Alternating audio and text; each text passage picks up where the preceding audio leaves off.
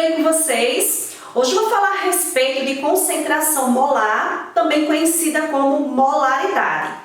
Para trabalhar com concentração molar, que eu considero uma das principais fórmulas de estudo das soluções, muito cobrada em questões de Enem e vestibulares tradicionais, é importante você conhecer primeiro o que é uma solução. Então, em aulas anteriores, em vídeos anteriores, eu mostrei para vocês o conceito de soluções, o processo de classificação, mas só para a gente recordar um pouquinho, soluções são misturas homogêneas, ou seja, formada por um soluto e pelo menos um solvente, onde na maior parte das questões esse solvente é a água, principalmente quando se trata de questões de vestibulares e Enem, a água é o solvente prioritário. Não que não possam aparecer outras questões com solventes diferentes, mas a prática de resolução de questão me mostra que o solvente mais utilizado na construção das questões é a água.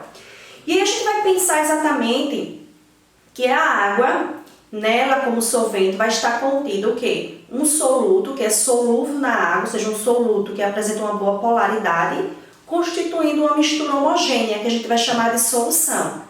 Então, independente da expressão de concentração que você for utilizar para calcular, para quantificar a concentração de uma solução, é importante que você saiba que sempre trabalhamos com misturas homogêneas. E hoje eu vou trabalhar com uma das principais fórmulas, como eu falei, que é essa fórmula aqui. Concentração molar, a gente vai simbolizar pela letra maiúscula M, a letra cursiva maiúscula, e molar, porque representa, na verdade, uma relação com o número de mol.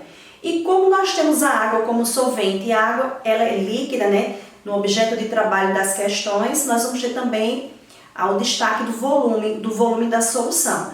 Então, a expressão mais geral para essa expressão de concentração é concentração molar é igual, no numerador, a gente vai ter a quantidade de matéria, que é o número de mol, do meu soluto, então número de mol do soluto, e no denominador nós vamos ter o volume da nossa solução. Que apesar de que a questão muitas vezes não dá o volume da solução, ela pode dar o volume da água, que é o volume do solvente, mas a gente acaba considerando que o volume de água a ser trabalhado é justamente igual ao volume da nossa solução. Só que na fórmula esse V aqui é o volume da solução. Então, o que acontece? Concentração molar, no numerador nós temos a quantidade de matéria do soluto, o número de mol do soluto. Eu coloquei esse número 1 aqui, justamente para dizer que esse número 1 refere-se ao soluto. O V é o volume da solução, não tem número porque a solução a gente não identifica pela numeração. Número 1, na identificação de uma variável, é soluto. Número 2 é solvente e a ausência de número é solução.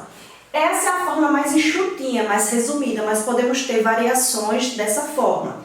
Por exemplo, uma das opções que eu posso ter aqui nessa fórmula é observar a fórmula do número de mol da quantidade de matéria e expandir essa fórmula. De maneira que a concentração molar, ela pode ser trabalhada da seguinte maneira. Como o número de mol é massa do soluto dividido pela massa molar desse soluto, a gente pode colocar a fórmula exatamente assim. Então, M1, massa do soluto, dividido por MM, que são as iniciais de massa molar, que muitas vezes na questão do Enem, a questão já nos dá massa molar ou nos dá condições de encontrar massa molar daquele composto a ser trabalhado, vezes o volume da minha solução. Então, observe que a expressão anterior, que é a expressão mais enxuta, mais resumida, a gente pode expandir a fórmula de número de mol e a gente obtém a expressão dessa maneira.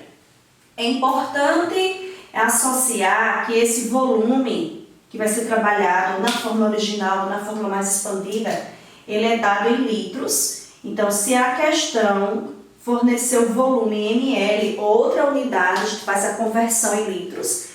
Porém, a maioria das questões trabalha-se, dá o volume em ml, a gente acaba convertendo em litro, ou centímetro cúbico em litro, até porque um ml é igual a 1 centímetro cúbico, e 1 litro são 1000 ml ou 1000 centímetro cúbico. Esse MM é a massa molar, ou a questão que fornece, quando a questão do Enem já dá prontinho para você, ou dá condições de você encontrar. E quando é a questão tradicional, que vem de uma prova tradicional que fornece, vai fornecer a tabela periódica para você calcular, tá? E M1, massa do soluto, já sabemos que o número 1 refere-se ao soluto. Essa é uma das variações da expressão de concentração molar ou molaridade, mas também podemos transformar essa expressão em uma outra forma de representar, e o uso de uma ou de outra vai depender dos dados que a questão nos dá no enunciado. Então eu posso ter também essa fórmula, na verdade uma variação desta, destacada da seguinte maneira. Então, concentração molar, ela pode ser, se a gente observar numa aula anterior, eu falei de concentração comum, e a concentração comum não contempla a quantidade de matéria. A concentração comum só contempla a massa do soluto e o volume da solução. Então, se a gente pensar em M1, que é massa do soluto, e a gente pensar em V como volume da solução, M1 e V a gente pode substituir essas variáveis na expressão por concentração comum. Aí a nova expressão adaptada fica da seguinte maneira. Então fica concentração comum, onde é a substituição da massa do soluto pelo volume da solução, e aí sobrou no denominador a massa molar. Então concentração comum dividido pela massa molar. Gente, essa terceira fórmula, ou na verdade terceira expressão da concentração molar, ela é bastante utilizada quando no enunciado da questão ela me dá a concentração comum daquela substância e pede os dados sejam desenvolvidos em cima da concentração molar. Então, se eu tenho a comum e quero a molar, eu posso usar essa expressão. Então, as três podem ser utilizadas em momentos diferentes para encontrar a mesma coisa, porém vai depender do que você tem de dado na questão.